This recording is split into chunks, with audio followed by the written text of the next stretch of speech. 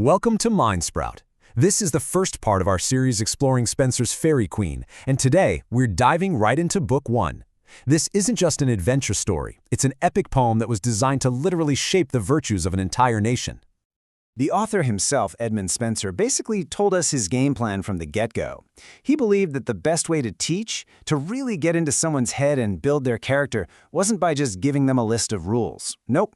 It was through powerful stories, through examples you could see and feel. And boy, did he create a massive one for us. Now, before we go any further, we have to get our heads around the main tool Spenser's using here, allegory. This is so important, because this isn't just a story about a knight fighting a dragon. In this world, the knight is an idea. The woman he's with is a concept, and that dragon represents some huge, abstract threat. Everything is a symbol for something bigger. So, to help us unpack this incredible and, let's be honest, kind of dense poem, we're going to follow our hero, the Redcrosse Knight, on his journey. We'll break his whole quest down into these 6 key stages, from his very first steps all the way to his ultimate battle. Okay, let's really get into it, because Spenser is an absolute master of complexity.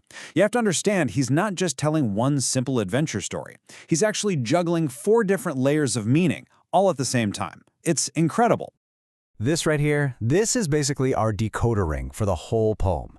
On the surface, you've got a fun fantasy quest, but you look just a little deeper and you see a Christian sinner's path to salvation. And if you go deeper still, it's a commentary on the huge religious conflicts of Elizabethan England, and woven through all of it is Spenser himself, kind of hoping Queen Elizabeth will notice how clever he is.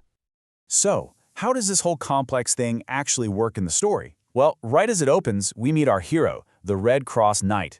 He's the main character of Book 1, and he represents the virtue of holiness. But he's probably not what you're picturing.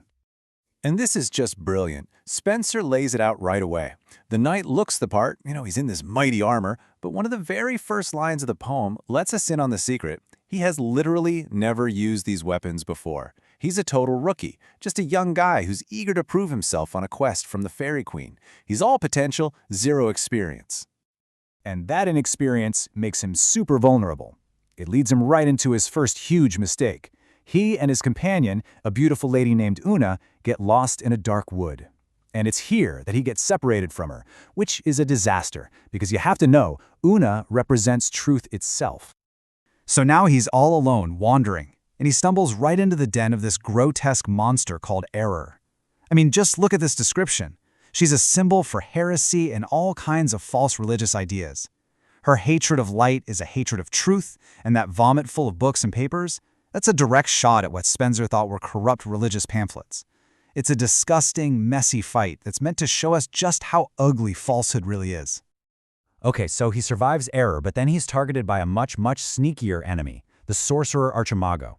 His name literally means archmage or master deceiver. This guy is the embodiment of religious hypocrisy, and he uses his magic to create a phantom, a fake version of Una, just to trick our knight. And Archimago's trick? It works perfectly. The knight thinks the real Una has betrayed him, and he just abandons her in a rage. He literally leaves truth behind. And almost immediately he takes up with the new companion he meets, the beautiful but wicked Duessa. She is deceit in disguise, and on that political level we talked about, she's Spenser's stand-in for everything he thought was dangerous and false about Catholicism, and especially its champion, Mary, Queen of Scots. So now our knight is being led by deceit instead of truth, and his quest for holiness just takes a catastrophic nosedive. Duessa leads him straight to the glittering but morally rotten House of Pride. This palace is ruled by this super vain Queen Lucifera, and her court counselors, well, they're the 7 deadly sins brought to life. They parade through the halls on these symbolic animals, with idleness leading the way on a lazy donkey. It's a total carnival of corruption. And here's the crucial part. By embracing pride, the knight makes himself weak. He gets challenged by a giant named Orgoglio, whose name is literally Italian for pride, and he is just easily defeated. His moral failures lead directly to his physical capture. He gets thrown into a dark dungeon, which represents a complete spiritual crisis, totally cut off from God's light. But all is not lost. The real Una, Truth, she never gave up on him. She's been searching for her lost knight this whole time, and she finally finds a champion strong enough to rescue him, the magnificent Prince Arthur, who represents divine grace. After Arthur kills the giant Orgulio, they break into the dungeon, and the man they find, he is a complete wreck. This description is so powerful because it shows us the physical cost of his spiritual decay.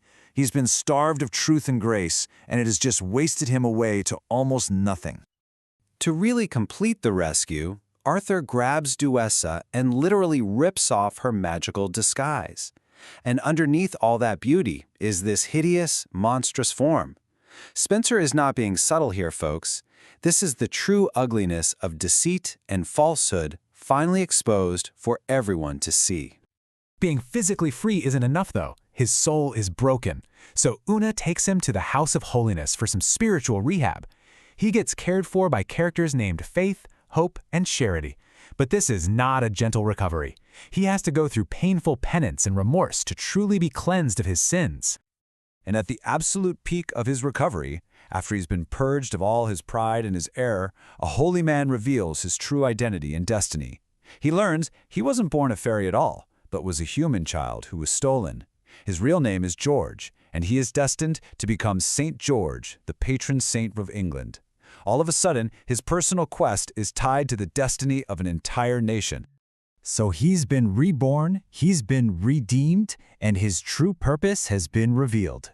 St. George is finally ready to complete his original mission, to face the great dragon that has been terrorizing Una's homeland. And this is not just any fight. It's this epic 3-day battle that's just dripping with religious symbolism. On day 1, he's nearly beaten but falls into the well of life, which is like a symbol for baptism. On day 2, he's saved by the tree of life, representing communion. The point is, he cannot win this with his own strength. Victory is only possible on the 3rd day, through divine grace, which of course echoes the resurrection. With the dragon dead and Una's parents freed, it feels like we're heading for a big wedding and a happily ever after. But not so fast. The knight reveals that he can't stay. He's bound by a vow to serve the Faerie Queene for 6 more years before he can finally come back and marry his bride. Yeah, the story doesn't just wrap up neatly. Even at the big celebration, that old deceiver Archimago shows up one last time to cause trouble. And Spenser leaves us with this final, really crucial takeaway. The battle against one big dragon might be over, but the fight against deception, against pride, against error, that's never truly finished. The quest for holiness is a lifelong journey, not just a single battle you win once.